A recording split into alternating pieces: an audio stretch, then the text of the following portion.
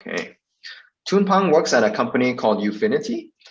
So I first met Ufinity when I first met Ufinity when I think a few of our graduates from our very first pilot batch were keen on Ufinity because they were searching around for opportunities online, and we discovered Ufinity. And I got to chat with Daniel, I think Daniel is the CTO of Ufinity. Is that right? He's a senior director, senior technical director. Oh, senior technical director. Okay. Yeah, Daniel was super friendly and kind, and I was like, wow, if our students could work with someone like Daniel, that would be awesome. Just like be a great mentor. And so we kept in touch over the months, and I reached out to Daniel a few weeks ago, and because Daniel Ufinity is still hiring software engineers, and I reached out to Daniel a few weeks ago. I was like, hey Daniel, do you know anyone that might be interested in chatting with our students? Because if you're keen to hire any of our students, I think it would be good for them to get to know Ufinity as well. And Daniel recommended Toon Pang from the team to come and chat with us, and so we're lucky to have Toon Pang today. Toon Pang is currently a senior engineer at Ufinity. And Toon Pang can elaborate more on the specific work that he's doing. I think you worked on the big education project at Ufinity, right? Yes, correct. The student learning space. Student learning space. Yep, I was in the project for 3 years, and then I left the project. And then now I'm more specialized in JavaScript rather than Java. Correct. Awesome. Yep. And yeah, because Ufinity is a software agency in Singapore that has a lot of these kind of high-level government contracts, which is how the education thing came about. So there's a lot of work together with the government as well, among other clients, which I think Toon Pang just, you don't have to share the secret stuff, just share the public stuff. Cool. Prior to Ufinity, Toon Pang was working at Keppel for a short while, an intern at Autodesk, which is the 3D modeling software, and studied computer engineering at NTU before that. Yep. Great. So I think maybe we can have Toon Pang, maybe I'll let you introduce yourself briefly if there's anything to add, and then we can open up to questions from this. Sure. Yeah, thanks, Kai. I think more or less you already covered my whole career. Okay. Not that long, actually, just about 8 years. So yeah, previously I was in Keppel, so was a system analyst, part coding, part requirement gathering. And then after which I joined Ufinity about 5 years ago. And then I joined the big MOE project that Kai was mentioning, student learning space. Not sure if anybody here has kids or anybody or siblings like that. They are using the home-based learning. They are doing the home-based learning now, and they should be using the SLS now. Yep. Nice. Yeah, that's about it. Correct. So what's SRS? Yeah, it's a short form for student learning space. SLS. Okay. Yes, correct. Got it. Okay. Yeah. So for regarding Ufinity, yeah, like Kai's mentioned, we are a software engineering company. So we mainly build customized application, be it web or be it mobile for our client, as well as doing code development with our clients. So for those who are not familiar with the term code development, is that the client side will have their own project team, their own engineers doing the project, and then we will join them together as a partner to provide values and our expertise to them. Yep. So that's about it. Maybe we can get the question going. Awesome. Yeah, that'd be great.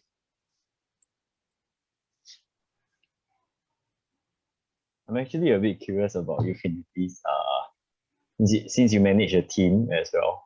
I was wondering like how big is your team? What is the ratio of junior software developers to like consultants as yourself? That sort of thing. Yeah, okay. So in Ufinity, it actually depends on the project. So for a smaller project, there will definitely be one senior. There will be an architect, and then there will be a tech lead. Those are the more senior role in the project. And then we will have engineers. So the engineer will range from junior staff, and then there are some with experience. So it's more or less depending on who is available during the project period. So when the project gets really big, maybe you get a couple of teams. You'll still have one software architect or system architect, which is the most senior technical guy in the project. anything will goes back to him. And then each team will have their own tech lead. So the tech lead are in charge of taking care of their own teams, which may consist of about 5 to 7 packs per team. Yeah, developers. And then of course, not mentioning there will be designers, there will be what we call the QA engineer, quality assurance engineer. Oh, Yep. wow. Okay. Correct. So depends, it's really everything depends on the project, how big and how small is the project. Okay. So very cool. I guess the question I also wanted to find out is whether like junior developers get to work on, get really hands-on within the project as well. Yes, of course, of course. So yes, the junior developers will also get involved because depending on the project culture. So we do have a lot of projects whereby the tech lead will actually get everybody in the team to discuss on the technical design of the whole features that they are going to build. And then from there, they will split up the tasks and then they will start coding. So I'm not sure what kind of hands-ons you are looking for. So we even have projects whereby if you are interested in doing DevOps or setting up infrastructure, in addition to coding, of course, and then you can actually pick it up from the seniors.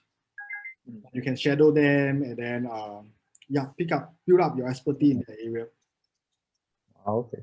Yep. Oh, it sounds like there are people wearing multiple hats there, even as a junior. Yeah. Okay. Correct. So I feel that as a junior, you shouldn't be just focusing on just the coding part. So because you wouldn't want to, you can be coding for the first year, the second year, the third year. But as an engineer, we should think a bit further. Where do you want to go after 3 years, after 5 years? So, for example, myself, when I was more of a junior folks, I actually took on quite a few opportunities to pick up stuff that I'm unfamiliar with, like doing performance tests, even setting up infrastructure to build my expertise. So, this kind of expertise will help you grow as a technical engineer. And then from there, you can also find out which particular track do you like the best, and then you can even specialize in it. So yeah, so in short, as a junior folks, right, try to get as much exposure to everything as possible, so that you'll know what exactly is the best thing, or the thing that you like the most. Oh, that's good. Will you be able to share a little bit about, because you mentioned like get exposure to everything, right? We will like break down like a few of these things that we should be exposed to. I mean, coming from a junior software, like because we're going to graduate and we're going to be aiming for a junior role. What are some things that we should really like be exposed to besides just coding? Okay, how do I put it? So yes, okay. So some people will get very comfortable doing whatever that they already know. So they don't actually get out of their comfort zone. They are coding like, let's say in Rocket, I'm sure you all are familiar with React, and then Node.js, all these things. But definitely because the JavaScript ecosystem is very big. So there's a lot of libraries out there, a lot of different functionalities out there. So you should be, when you get the opportunity, try your best to grab those opportunities to learn. You may be still coding on the same project, but there's different part of the project. Let's say if there's a chance to work on the authentication, there's a chance to work on the payment, there's a chance to probably Elasticsearch. So Elasticsearch is a software for searching, for full text search. And maybe if you are interested, you can go into DevOps to set up infrastructure, set up the CI/CD process, the pipelines. Yeah, so there's actually a lot of different tracks for you. So some people, after coding for a while, they might even find that being a business analyst, gathering the requirement, writing stories, are actually more interesting to me.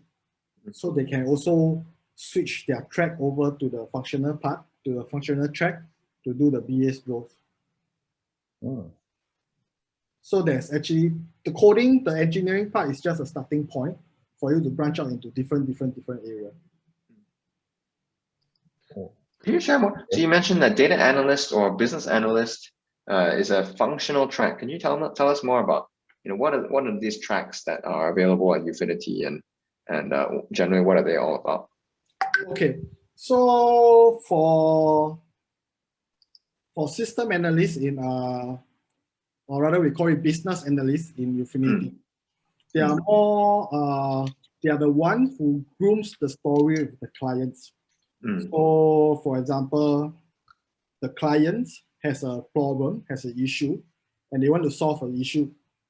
So the BAs will discuss with them, come up with a solution, and then translate into story, translate them into tasks, and then pass it over to the engineering team to actually develop the features.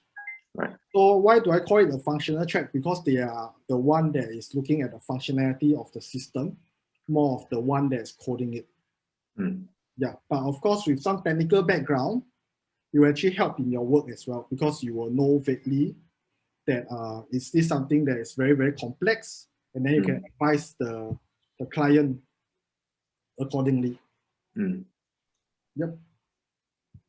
So we do have, so to answer Kai's question, in Ufinity we do provide the opportunity to switch from a technical track to a functional track, and then from there onwards, from there you will be going into tracks like business analysts, you're going into Scrum masters, or even project managers. So those are the functional track. What's the role of the Scrum Master and project manager are full-time roles, right? Yep. What's the role of the Scrum Master and the project manager? Okay. I try to answer as much as possible as I know. Okay. So the project manager will be more or less in charge of the manpower within the whole project. And of course the budgeting and all the financial parts of things. And then he also provides an escalation point for the team. Anybody in the team, if there's any escalation, ultimately it goes to him. Right.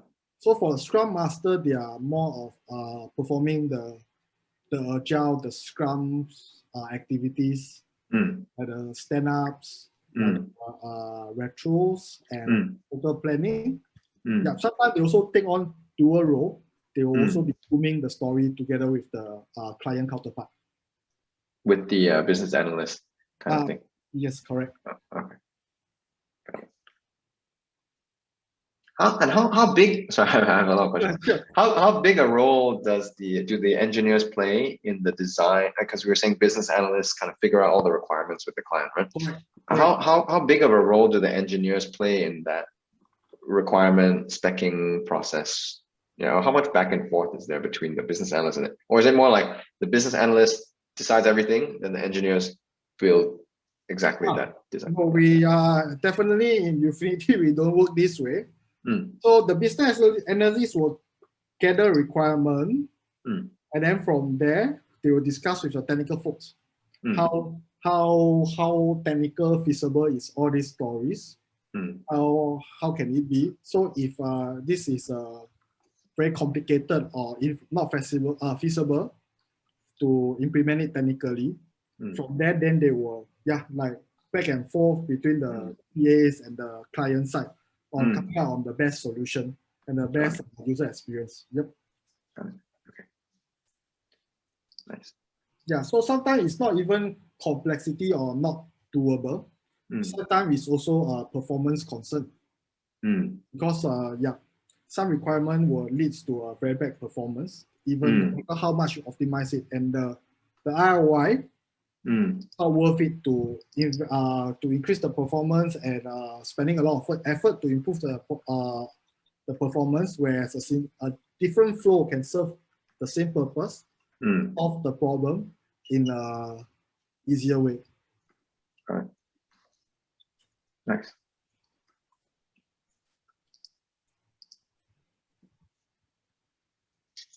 Yep. Hi, Toon Pang. This is Joe here. Yeah, hi. Thanks for joining us. I have a quick question for you. I want to understand how easy or difficult it is for a junior engineer to work with clients. I mean, normally clients aren't forgiving, right? In what sense? As in what sense do you mean it's easy or difficult? I mean, in terms of understanding a requirement of clients, like, is it, I mean, easy for a junior engineer to work with client essentially, because there are many component goes into working with clients, right? Like understanding their requirements and then what is possible and not possible, conveying that. So yeah, so I mean, what's the strategy you follow, you know, like either let them junior engineer work with the client, or you actually kind of just let them shadow you when you work with client to learn more?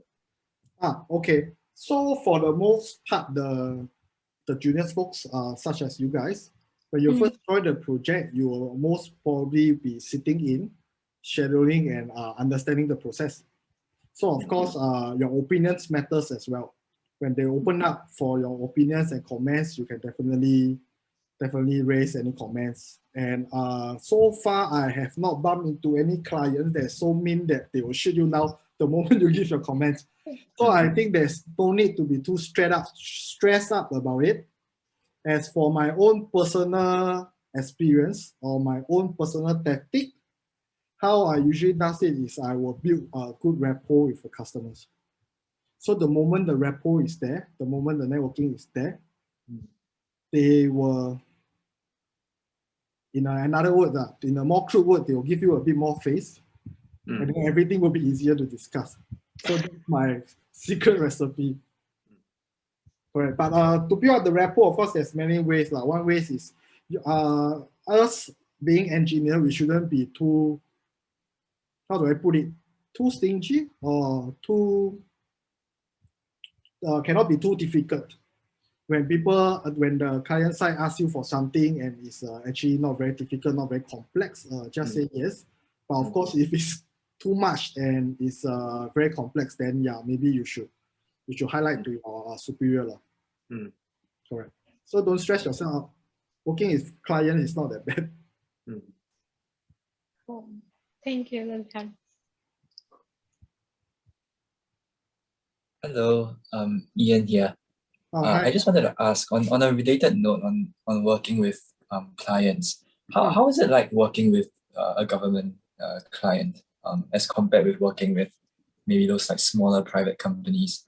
I'm just quite curious and like how government demands on software is how much different it is.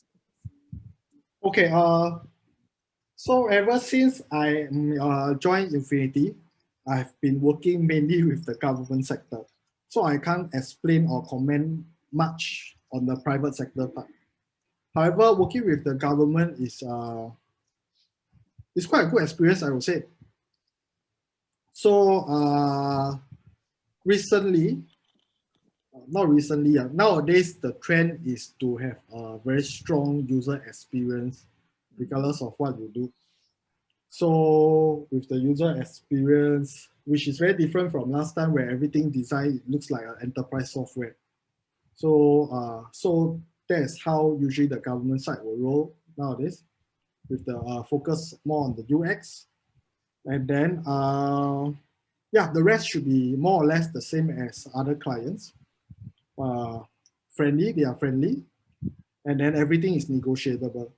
But of course, when they have a very tight timeline for you to meet, and then they already upfront tell you, and then of course we should try our best to work toward the timeline.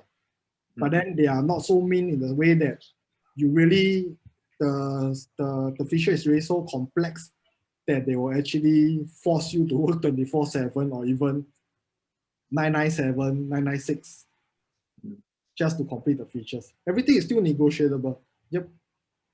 So they are quite a good client to work with.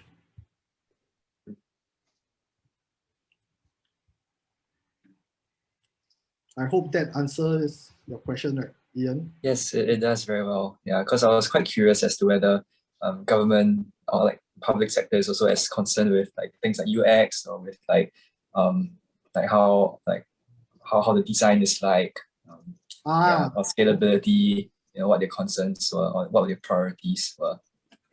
Yep. They are heading into a good direction with the focus on the UX and the user journey. Yep. Hi, Tumpang. Jerome here. I was just looking at on Ian's question also. I saw that you work with MOE previous. So I was just wondering, because you mentioned that you were doing like some database schema design kind of thing. I understand that sometimes it's quite iterative, like not everything is cast into stone like right at the start. So I'm just wondering, was it something that you like set right from the start? Like what are some changes maybe you could share, and like how drastic were they? And I'm not very sure of the technicalities because I'm not super pro at this area, but just wondering, because I understand that's like one of the some of the main things that really cause like a program to break down, right? So just wondering. So Jerome, you are right. The database is usually the bottleneck of the whole application. Okay. So, and you're also right, because at the start of a project, because we are running in Agile, the features is always changing. We are always building MVP, and we are always iterating through the features, and then cutting off features that is not really meeting the requirement or not being good. So the database structure at the start of the project will be designed based on whatever that is known at that point in time, keeping in mind what could be what needs to be extended from it. So you will not design a super like how you do your code. You will not design something that is very hard to extend on in the future. So I can't. What's an example of something like that? Yeah, like something that's non-extendable versus something that's extendable. That was what I'm trying to think of, but I can't think of anything off it. Correct. But anyway, so the database part, something that is extendable and something that is not so extendable.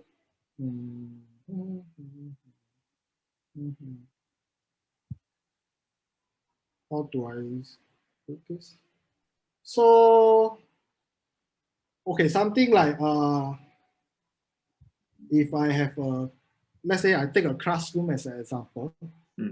Class has students and has teachers. Am I right? So the relationship between them is actually very straightforward. Class has students, has teachers. So then this could be the requirement that you know at the start. So you design something that works perfectly well. Okay. And then when the next requirements comes in, suddenly the teacher can be teaching multiple classes.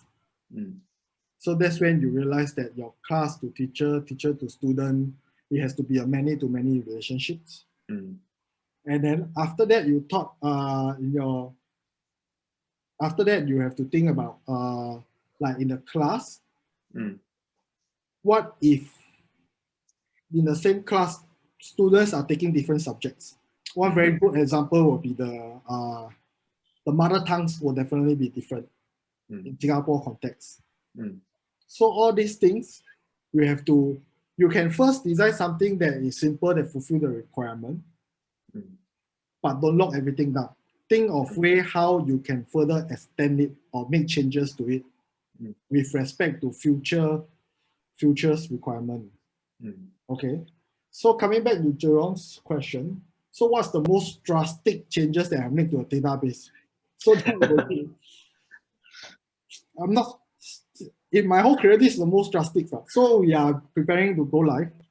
Everything is working, but the performance is not able to hit the requirement.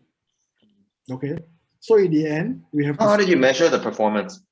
Load testing. Load testing. Yeah, load testing. Load testing, right. Yeah, correct. So for every project, they will usually have the minimum load, how many concurrent users how many concurrent transaction per second, and what is the 90 percentile, 95 percentile, and 99 percentile timing that you have to make. To meet. Sorry.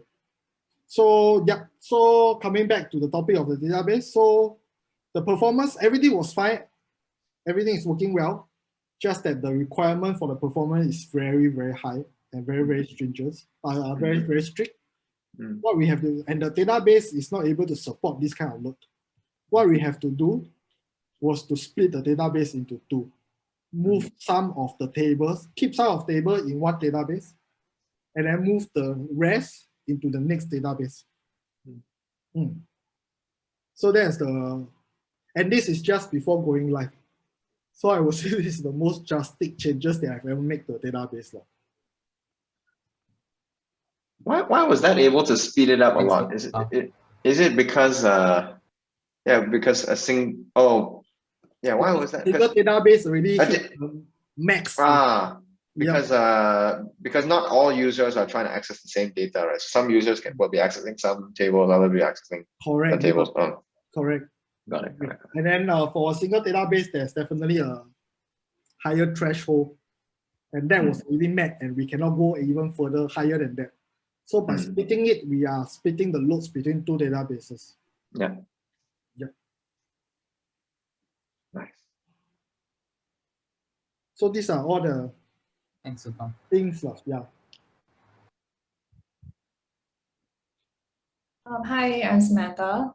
Yeah, hi.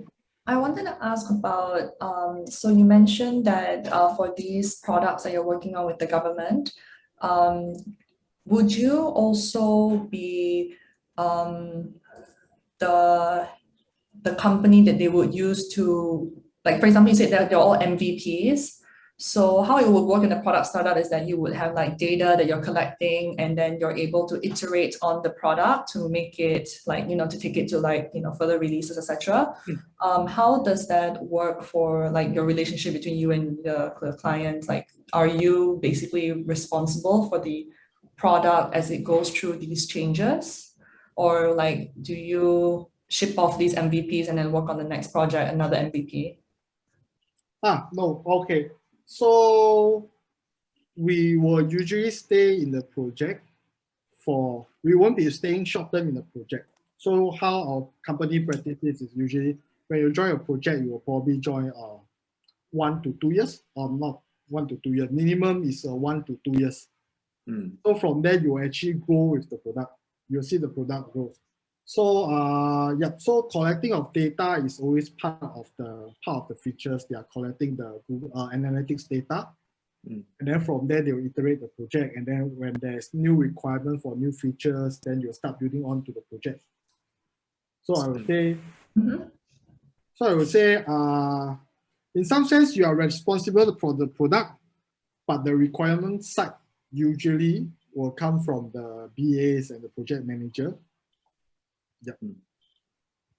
So would you also like after the 1 to 2 years when you're when the product is stable, what is that handoff process like to the client? Like, is there an in-house team that you have to like educate about your systems, and what is that migration process like? Okay, so there won't be a migration process per se, because you are building on the infrastructure and everything. So what, okay, again, just to clarify that this part I have not, this part for Ufinity is usually we hands off to a operation team. So we do have an operation team supporting projects that have been in maintenance mode. So maintenance mode meaning that no more major features will be added to the application. And then, but we are still taking in minor change requests and adding small bug fixes. So we will hand over to our ops team, where we will pass them the code, we will pass them documentations on how the application was designed and the decision behind everything. And then if there's a requirement, if it's a very big project, sometimes we will also let them shadow us for a period of time, so that the transition won't be so drastic. And then, of course, being in the same company, when they bump into problem that they can't solve or they need any clarification, they always come back to the engineers. Yep. How is that documentation usually shared? Like, what is it written in? Like, is it on GitHub or like, how is it? How do you share like the decision making around the product? Okay. So it's a good practice to actually, when you make a major decision in the product, like at the start of product, you have to decide on the frameworks, what database to use, and then you will probably do some comparison between frameworks, between databases, between what language, what library. All this will be documented down as part of project documents, and then why is this decision made? And then on top of it, on top of it, there will be some spike along the way. So I'm not sure if you're familiar, the spike will be exploration story to check out the libraries or features. So those will be documented down as well, and how are we going to use it. But of course, the bulk of the command is in the code itself. The code will have comments, and what's even better is your code will be should be clean and readable enough that at one glance they know what you are doing. The comment is just to complement that. Well, thank you. But it's not like it sounds like it's not like the client has a big engineering team, right? Because if the client had a big engineering team, then they wouldn't need to hire Ufinity to build the product, right? So it's probably that the client has fewer engineers, and then we need to hand off the project in a way that those smaller number of engineers that the client can manage the product. Am I right to say that? Okay, so the process that I mentioned just now was actually more for us doing the project and then handing it over once it goes into maintenance mode. Okay. So this kind of project, generally, they will not have any client engineer. Got it. Also, so the non-engineers can also go into the code and read the comments? No, that one is definitely not. But of course, the maintenance people, the requirements, the stories, and everything. Got it. Okay. Correct. Yep. So there's another mode. Just now I mentioned the code development, where we partner with the clients, with their engineers, to develop a product together. Right. Okay. So that's when the handing over will be done by their side, I would say, because they are part of the project. They have all the context. Handover from that client's engineers to the client's operations staff. Basically. It could be, or maybe the engineers will transit into the operation stuff. So it all depends on the client side. Got it. Nice. Yeah, so, correct. So there's two different modes. I have a question. I'm wondering if you could talk a little bit about, you mentioned that you were doing a lot of Java and lately you've been doing more JavaScript. If you could, so the students, the later batch are doing a bit of Python and they've been doing mostly JavaScript. And so I think the other batch hasn't seen any other languages yet, but just if you could talk a little bit about like your experience, was it easy to transition, and maybe a little bit about it. Do you find yourself writing code in different ways in one language versus the other, and how that might change, or how your code is different in one system versus the other?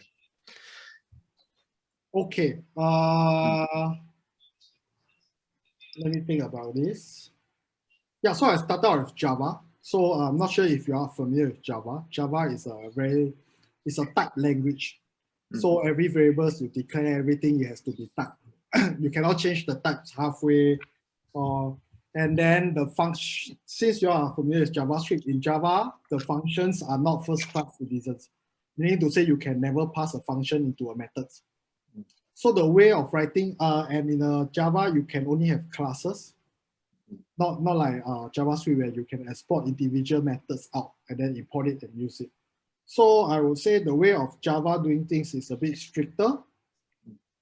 And then you have to follow more conventions.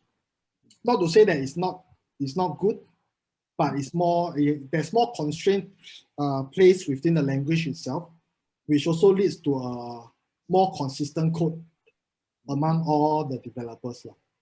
Okay, so transition from Java to JavaScript wasn't that hard because being a full stack developer, a full stack engineer, we also work on the front end part, which is JavaScript. So the way you write the functions and stuff, of course, you can still use classes in JavaScript. But to me, is unless I really need to keep some variables or attributes into the class itself and have instances of that class. If not, I would use it as a method as it is. And then the way how you approach problems will also be different. Because JavaScript, you can easily have a wrapper program, a wrapper function that performs differently based on whatever function, whatever callback that you pass back to it. So that's something different. And then for JavaScript also, you have to take note more of the asynchronous part of JavaScript. Because Node.js, as everybody knows, is a single thread engine. And you don't want to perform very heavy synchronous tasks on the main thread. So to answer your question, different programming language, the logics are the same. How you approach the things, how you should write the code being maintainable, readable, and clean are more or less the same. But the details of writing the syntax, how you can do things, you can do this in this, you can solve the problem in this way, but in another language, you can't solve a problem in that way. So that's the very big difference. But ultimately, everything boils down to how you approach the logic, what's your logic to solve the problems. That's why we are here. That's why we are called engineers. We solve problems, we find solutions to problems. Okay. Although I mentioned that I work primarily with JavaScript, actually that was a mistake. So I work primarily with TypeScript. So I actually encourage everybody here, if you are not familiar, to pick up on TypeScript because it makes the JavaScript code or make the code much more easier to maintain. So something that you all can look into. Yeah, so I was going to ask if you have a preference of one versus the other, but maybe you're saying also that types are, which is what TypeScript introduces into JavaScript, is it important? You feel like that's an important aspect of writing code, or? Okay, so for me, it's always about choosing the right tools to do the things. So JavaScript is very fast to prototype. So if I need to do some testing, I need to do a quick prototype, JavaScript will be the to-go language, of course. But when the project gets to a medium or large size project, where you have a lot of people working together, that's where the TypeScript will really shine.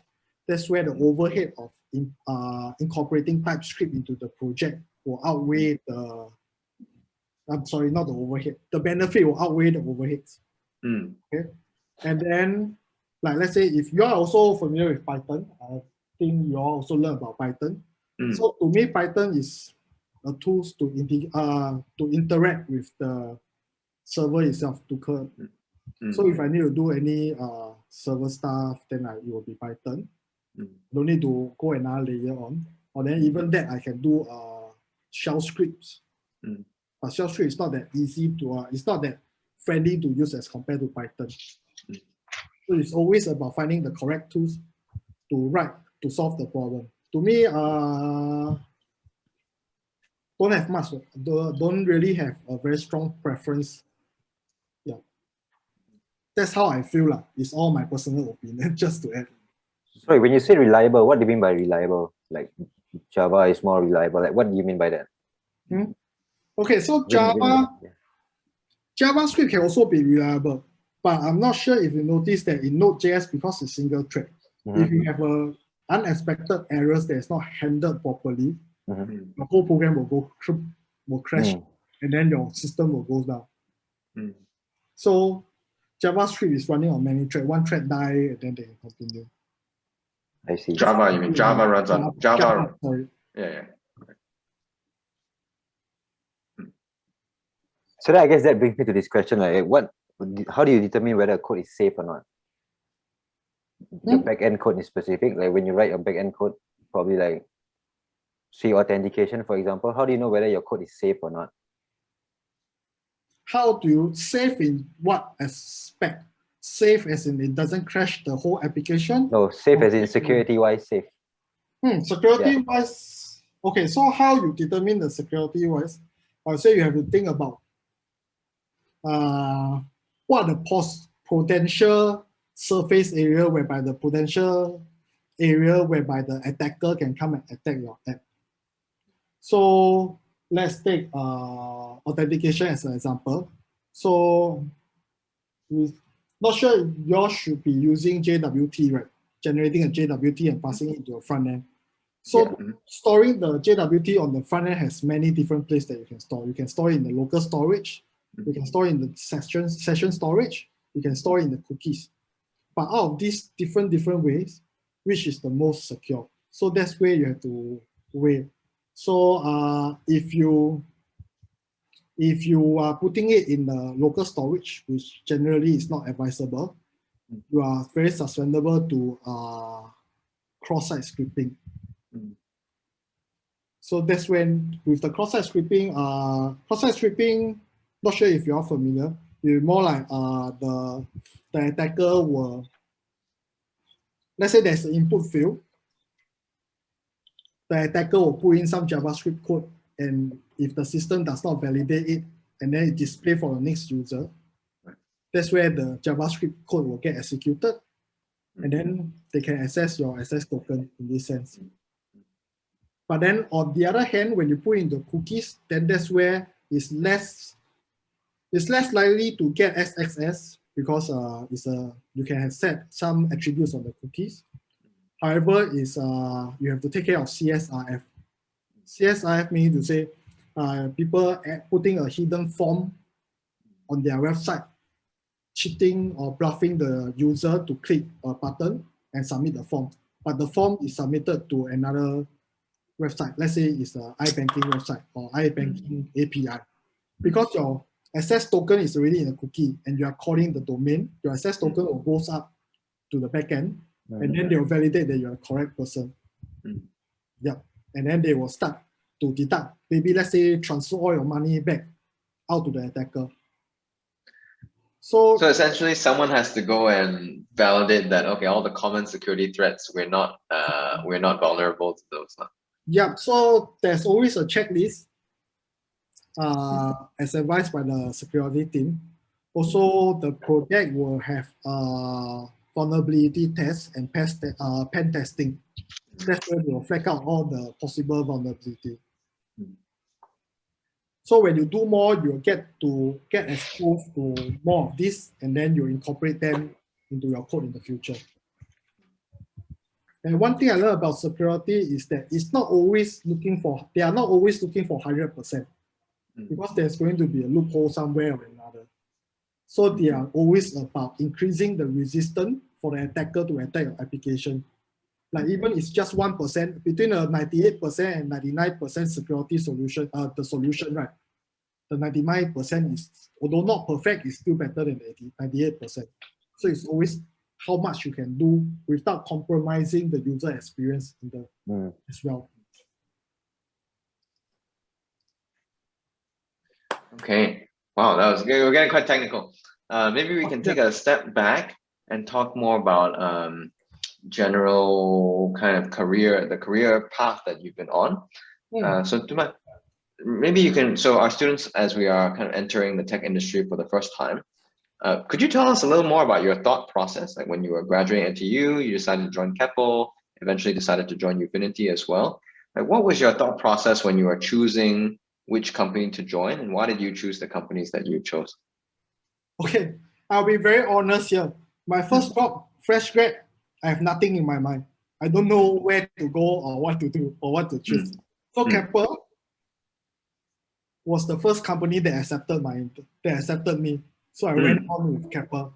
And Keppel is not a software firm. Keppel is actually, what I'm doing is actually offshore and marine, the Keppel FELS. So the IT team over there is actually an internal IT team. So we are serving our own internal customer. We are building stuff for the external customers. Okay. So after about 4 years, I wanted to see the other side of the world. Mm. I want to see what does it like to be in the vendor's shoe. Mm. So I went over to Ufinity, and now I'm still here and I'm the vendor. Mm. So to me, there's 3 broad category of companies that as a IT fresh guys that can fresh grad can join. Mm. It will be an internal IT company that the IT is not the profit center.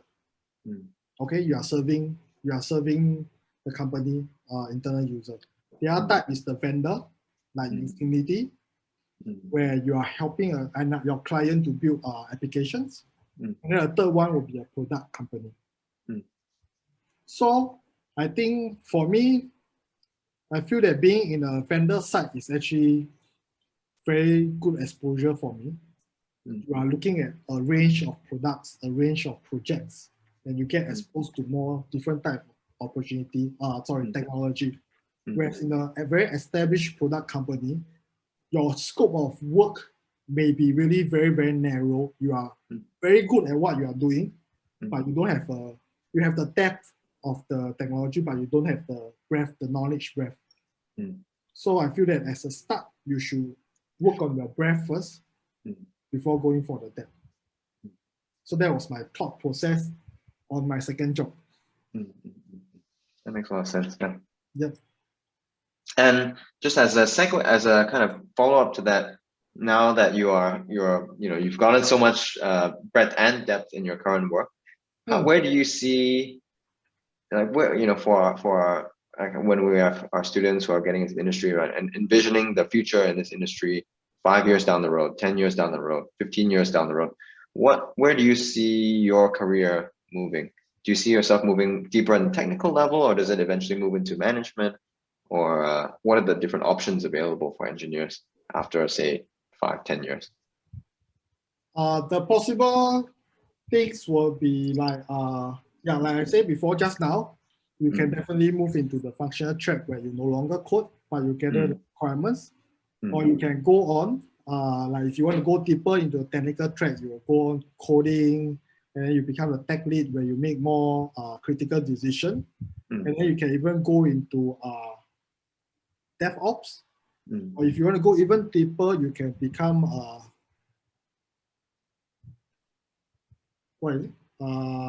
system architect, where you come up with the infrastructure and the high level designs, and then decide on how the project will be going into, which direction they will be going into. And then of course, after that, you can become, if you really have a lot of breadth and you're interested in finding out all the trend and guiding the company, the next track will probably be the director level, the technical director level, whereby you drive your team. And Daniel, yeah. Yes. Okay. Correct. Got it. Actually, I have one question. Sure. Because I see that you also interview candidates, right? Yep. Nice. I was wondering, right? Are there, I'm sure you've interviewed quite a few candidates. Is that right? Are there any types of projects, right, in portfolio-wise that you are like sick of seeing already? Or rather, what makes a portfolio stand out for you as well? Okay, so far, to be honest, I've been handling a lot of fresh grad and career switchers like you guys. The portfolio, to be honest, is the GitHub more or less they are the same. Because the GitHub usually comprise of projects that you all did during your boot camp or some testing. I've seen people trying to fork the Node.js, some of the libraries code, and then start looking from that. So what so for Ufinity part specifically, we do have a take-home assignment, which should probably take you about 1 to 2 days. And then the take-home assignment is rather straightforward, to be honest. And then we actually provide you all a base project to start work with. So what I usually look for in the candidates, because being fresh, I don't expect you all to come out with a brand new trendy project structure that project structure that the project is not following. Mm. So that's the reason why when I give out the assignment, first thing I look is how well can you understand the existing project structure, and what is in your mind when you are trying to extend it to put in more features, to code for more features. And of course, if you have a very strong feel that the current project structure is actually not that intuitive or not that good, that's when you can actually highlight to whoever. Like if you're in a real project, you can always highlight to the senior folks. Then maybe we can do this way, we can do that way. So this is something that I'm looking for and I'm expecting out of the candidates. And then code-wise, it definitely has to be clean and maintainable. You wouldn't want, you all have been coding for some time, so I'm sure that you all have seen those kind of codes whereby I have one function and one function only, and all the logics are inside. And then the variables are, well, array is called ARR, the second array called ARR2, the third one ARR3. Right. So the variables naming is very important in this sense. Yes, thank you for saying that again. Right. Yeah. And then how you split a big logic, a very, very long logic into different functions, and can you reuse them? So these are all the things that I look for. Of course, not forgetting that the results should be correct. So the testing wise, be it in the interview or be it in the real project, is our responsibility, and it's always part of the engineer's pride to make sure that whatever they deliver is to the best of their ability at that point in time. Yeah, and one thing is, don't need to brush yourself that this code I wrote, I will be the one maintaining it. I can write in a non-readable way, and I will still be able to maintain it. Trust me, 3 months without looking at the code, and you come back, right?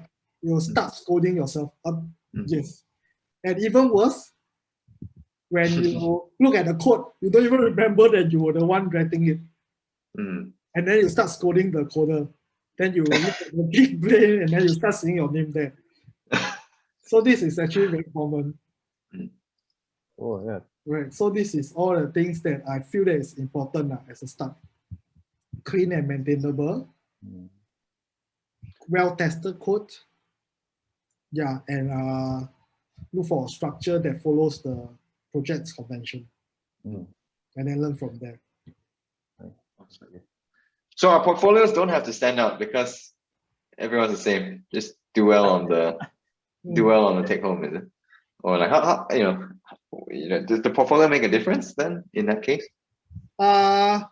Yes, yeah, actually, but because I always give the benefit of doubt. Your assignment is, let's say, subpar or substandard. Then that's where I look into the portfolio and see that is there anything that stand out. There's something that's different from other people, and I'll see how the way you code. And that's when I'll give an opportunity to the candidates, and then I will questions about all the justification and the design decision on the portfolio, as well as trying to find out why is the assignment written in this subpar standard, but then your portfolio you have very good standards codes or projects. Okay. Yeah. Okay. So yeah, so it's both sides. In short, don't think that you have a very good portfolio, and when you have any assignment, you just do it anyhow. Because that will be a very important criteria as well. That's really awesome. Okay, unfortunately, I think we're running short of time, so I think we want to wrap up. But I usually ask this one question at the end of the Q&As to our speakers, which is if you have any general advice for our graduates who are going into this industry for the first time, and they're interviewing at the companies for the first time, joining these tech companies for the first time, what would your advice be to our students? Okay, so for the interview part, don't get too nervous. I have candidates who are my block all the way. Their assignment is so good. It's very good, very nice. But when you come to the interview, suddenly they my block. They can't even code. They don't even know the JavaScript syntax. So keep yourself relaxed, keep your mind clear, and answer the question appropriately. And then for the interview, it's always good to verbalize your thoughts because we don't know what you are thinking. Some people like to code and then they keep quiet and they think inside their mind and whatever. But for interview, it's always good to verbalize what you are thinking. Or if you are the type of coder that you don't like to talk when you type, right, or when you code, you can highlight a high-level design first. Think of, this is the way that I'm going to do it, and then I will start doing it now instead of talking and typing at the same time. So it all depends on your personal style.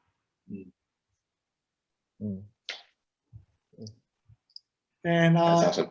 yeah, correct. Yeah, it's okay. Oh, no, you were saying you're gonna say something. Yeah, correct. So yeah, another thing is that maybe on the spot you're not able to come up with the best optimized solution to the problem that they ask. Don't be shy. Just highlight that this is not the best optimized, but this is what I can come up with, and where is the problem with it, and maybe how you can make it better without coding it. So it's all about presenting your thoughts to the interviewer.